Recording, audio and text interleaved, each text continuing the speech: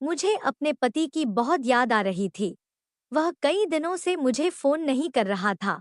शादी के एक हफ्ते के बाद ही वह शहर चले गया था। उसने मेरी कोई इच्छा पूरी नहीं की थी। शादी के पहले मैंने बहुत सारी वैसी वाली वीडियो देखी थी। मुझे लगा ये सब इच्छा शादी के बाद अपने पति से पूरा करवाऊंगी, पर ऐसा कुछ नहीं हुआ। मेरी अंतर्भावना उफान मार रही थी। फिर मैंने खुद अपने पति के पास शहर जाने का मन बना लिया। इसलिए मैं अपने पति से मिलने शहर जा रही थी। सर्दी बहुत ज्यादा थी। बस में ज्यादा लोग भी नहीं थे। तभी एक लड़का आया और मेरे पास वाली सीट पर बैठ गया। रात की ठंड में उसने मुझे अपनी चादर दी और मेरी भावनाएं कब उफान पर आ गईं, मुझे खुद ही समझ नहीं आया। उस लड़के ने बस में ही और चादर में मुझे रात भर लगातार 8 बार। दोस्तों, इस कहानी को जरूर सुनना। मेरी कहानी को सुनने के बाद आपका बाबूराव रोने लगेगा और आपको सीख भी मिलेगी। दोस्तों, मेरा नाम मुस्कान है। मेरी शादी को 4 साल हो गए हैं। सब कुछ अच्छा चल रहा था। कॉलेज के दिनों में मेरी खूबसूरती के कारण लड़के हमेशा मेरे आगे पीछे घूमते रहते थे। सच कहूँ तो मैंने बहुत लोगों का ध्यान आकर्षित किया था। उस समय सभी को लगता था कि मेरे जैसी दूसरी कोई नहीं हो सकती। मेरी सुंदरता बहुत आकर्षक थी, जिसे देखकर लोग बस ठिठक जाते थे। इसलिए लड़कों की नजरें हमेशा मुझ पर रहती थी। घरवालों ने मुझे कहीं भी आने जाने से कभी नहीं रोका। मैं अपनी मनमर्जी से घूमती थी।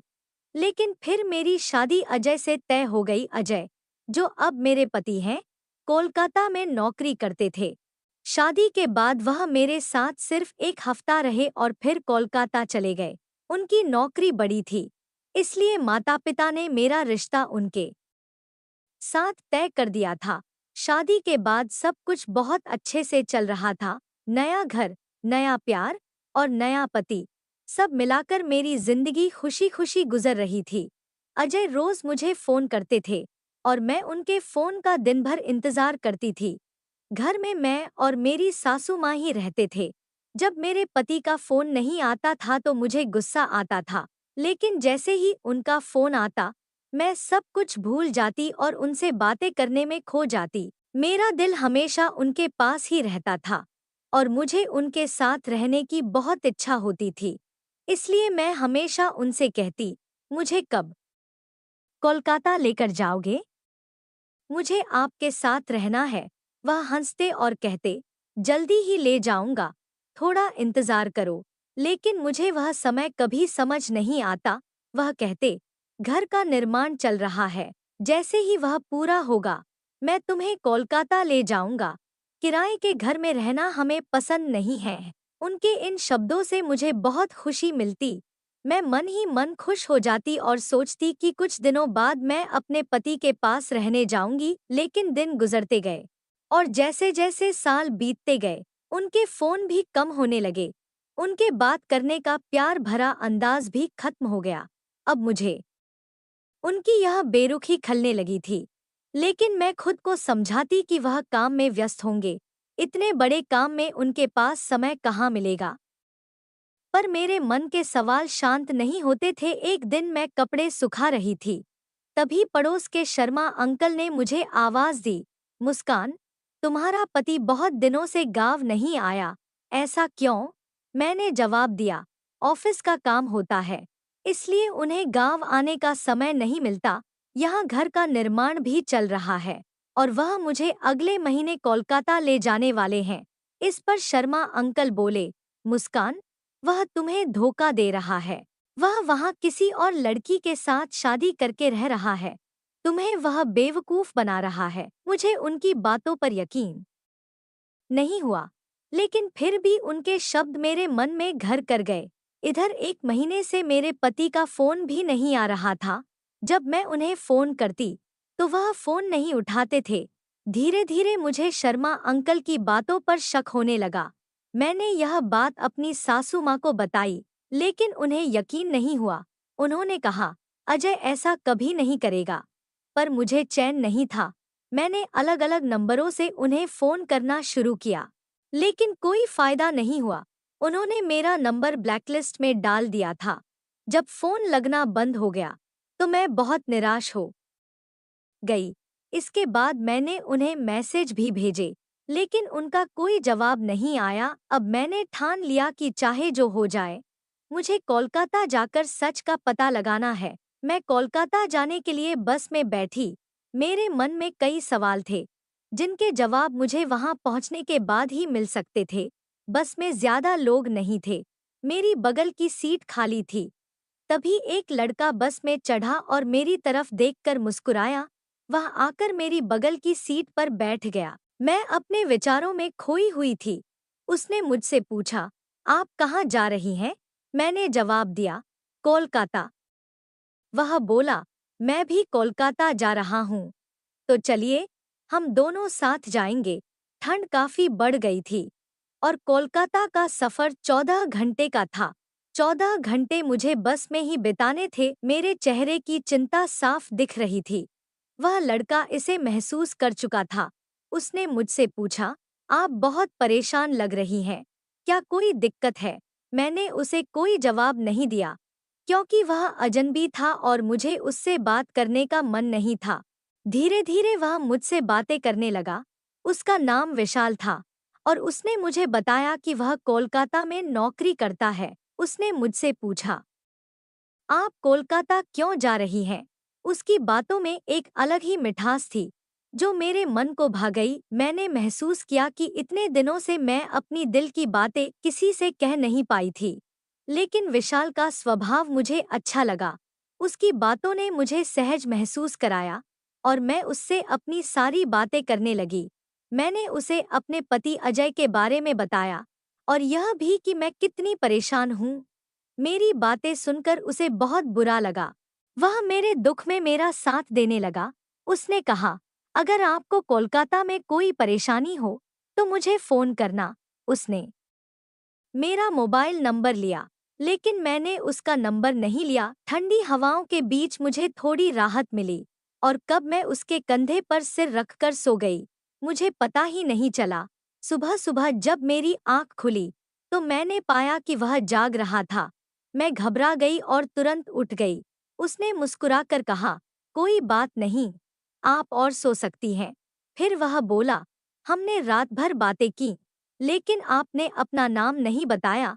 मैंने कहा, मेरा नाम मुस्कान है। वह बोला, आप बहुत खूबसूरत हैं। मैंने कहा, तो तुम रात भर सोए नहीं, बस मुझे देखते रहे? वह मुस्कुराते हुए बोला, हाँ, क्योंकि आप इतनी सुंदर हैं और मैं आपको अकेला छोड़ना नहीं चाहता था, इसलिए मैंने आपको अपने कंधे का सहारा दिया। मैंने उसे बताया कि मुझे कोलकाता में कुछ भी नहीं पता है और वहाँ मुझे काफी दिक्कत हो सकती है। विशाल ने मेरी परेशानी समझी और कहा, मैं तुम्हारे साथ चलूंगा, चिंता मत करो। उसकी बातों ने मुझे थोड़ा सुकून दिया।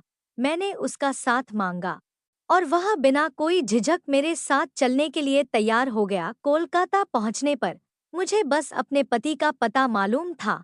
हम दोनों उस पते पर पहुंचे और वहां का नजारा देखकर मेरे पैरों तले जमीन खिसक गई। शर्मा अंकल की बातें सही निकली। मेरे पति अजय ने वहां एक और लड़की से शादी कर रखी थी और वह उसी के साथ रह रहे थे। मुझे देखकर अजय घबरा गया। उसने कहा, तुम यहाँ क्यों आई हो? मैंने उससे सवाल पूछने शुरू किए। उसने बताया, मैंने इस लड़की से पहले ही शादी की थी, लेकिन मेरी माँ को यह लड़की पसंद नहीं थी। उनके कहने पर मैंने तुमसे शादी की थी। वह बोला, मैं तुम्हें धोखा नहीं देना चाहता था, लेकिन हालात ऐसे बन गए। उस लड़की को भी यह पता नहीं था कि अजय ने गांव में दूसरी शादी की है। उनके एक बेटी भी थी। यह सब देखकर मैंने फैसला किया कि अब मुझे पीछे हटना होगा। मेरा दिल टूट चुका था और मैंने विशाल के साथ वहां से लौटने का फैसला किया। वापस आते समय मेरा मन बिल्कुल खाली था। जीने की कोई इच्छा नहीं बची थी। लेकिन विशाल, जो एक अजनबी था, बस में मिलने के बाद से ही मेरे साथ खड़ा था। उसने मेरे दुख को समझा और मुझे हिम्मत दी। उसकी बातों ने मुझे थोड़ी मानसिक शांति दी।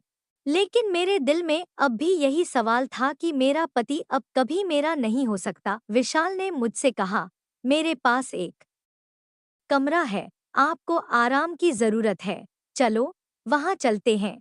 मुझे यह ठीक नहीं लगा और मैंने उसे मना कर दिया, लेकिन उसके बार बार कहने पर मैं उसके कमरे पर जाने के लिए तैयार हो गई। उसके कमरे में पहुंचने के बाद उसने कहा, अब आपको टूटने की जरूरत नहीं है, आपको यहाँ से अपनी लड़ाई लड़नी सीखनी होगी। उसके शब्दों ने मुझे हिम्मत दी। अगले ही पल उसने मुझसे शादी की बात की। वह बोला, आप इतनी खूबसूरत हैं, आपके साथ कौन शादी नहीं करेगा? आप अभी बहुत युवा हैं। उसके इन शब्दों ने मुझे थोड़ी ताकत दी। मैंने उससे कहा, मेरे साथ शादी कौन करेगा? वह मुस्कुराते हुए बोला, आप जैसी सुंदर और अच्छी लड़की को कोई भी मना नहीं कर सकता। विशाल के ये शब्द और उसका सहारा मेरे टूटे हुए दिल को संभालने के लिए काफी थे। उसने मुझे यह एहसास दिलाया कि जब पूरी दुनिया ने मेरा साथ छोड़ दिया, तब एक अजनबी ने मेरी परवाह की।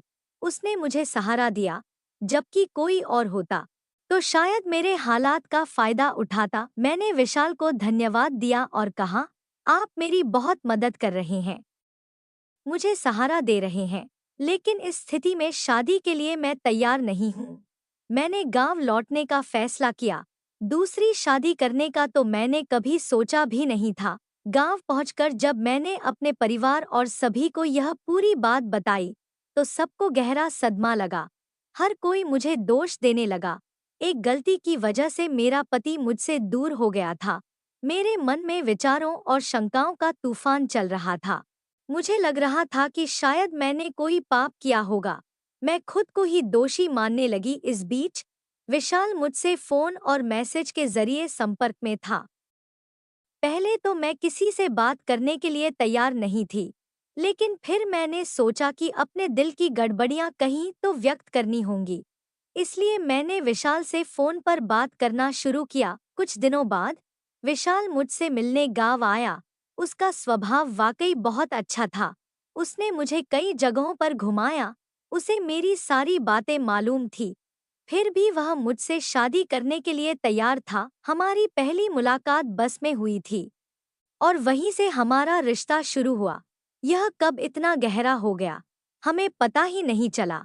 मेरे माता पिता और मेरी सासू माँ ने भी आखिरकार हमारी शादी के लिए अपनी सहमति दे दी। आखिरकार मैंने और विशाल ने शादी कर ली। दोस्तों, इस कहानी को सुनाने का उद्देश्य किसी का दिल दुखाना या किसी अनैतिक गतिविधियों को बढ़ावा देना बिल्कुल नहीं है।